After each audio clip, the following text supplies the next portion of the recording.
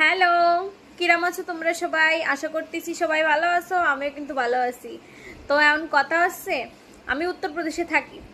এই জায়গার বিষয়ে খুঁটিনাটি কি দেখি কিতে বৃত্তান্ত এইসব বিষয়ে আমি এখন থেকে ভিডিও বানাবো, ঠিক আছে?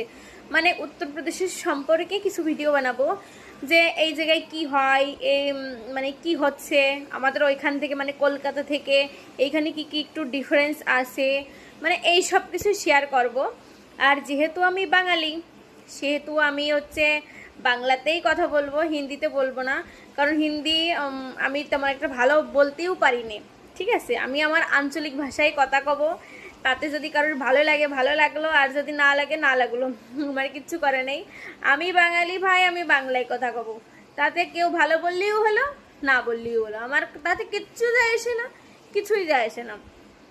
তো এখন কথা হচ্ছে, আমি এখানে মানে উত্তরপ্রদেশে যা কিছু আছে, মানে এদের সম্পর্কে একটু একটু করে ভিডিও করব, ঠিক আছে? তোমাদের সঙ্গে শেয়ার করব, যারা উত্তরপ্রদেশে আসনি কখনো, এখানে কালচার কেমন, দিল্লিতে কি কি হয়, কি দেখি বৃত্তান্ত, এই সব কিছু শেয়ার করব।